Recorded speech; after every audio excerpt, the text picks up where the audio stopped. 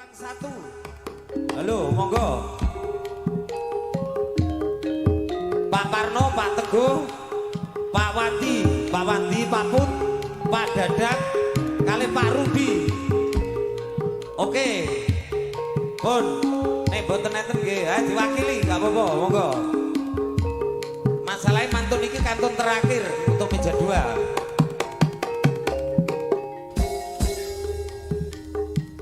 Masalahnya sesepuhe meja 2 minta terakhir.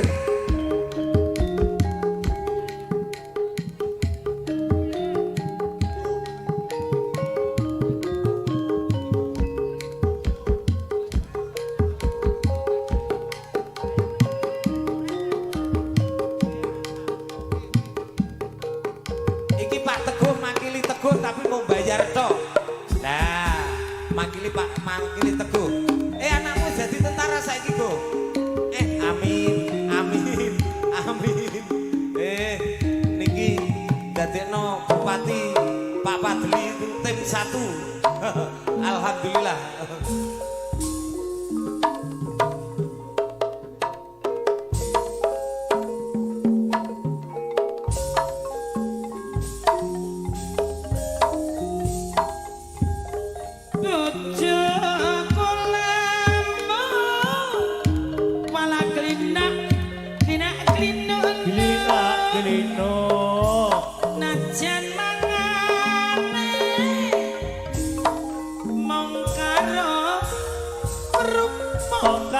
Kerupuk awaknya seger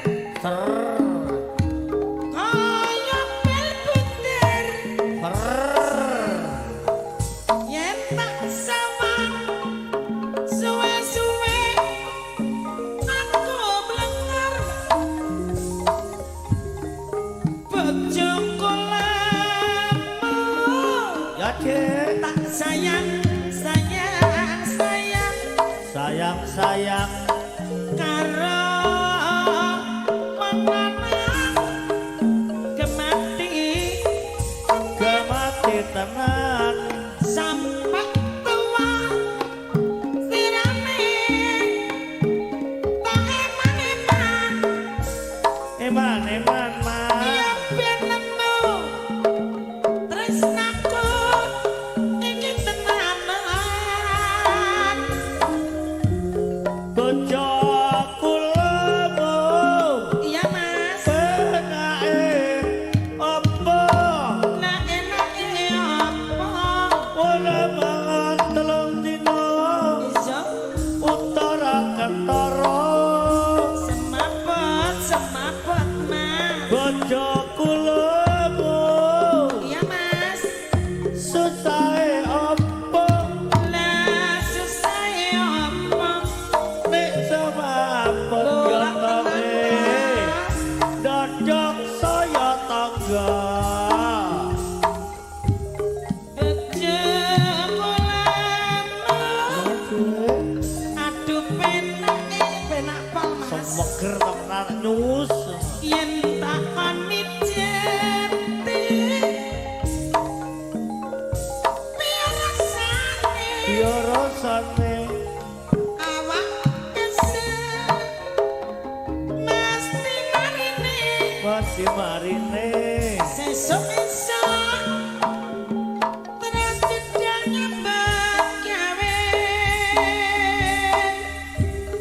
biyen ngono iya mas sliramu wis tak aturi dik iya Pak Nelis nek Mas jone ribut gitu loh bojo sing ganteng kaya gremone kayak Pak Neli Pak Mas Neli. ribut buka asane piye dik mas sliramu jare dik gawe lara sakno ora urung piye saiki ne hati rondo piye sik tau wis kebacut ya Dik ibarat beberapa bakal dadi sekuat batuk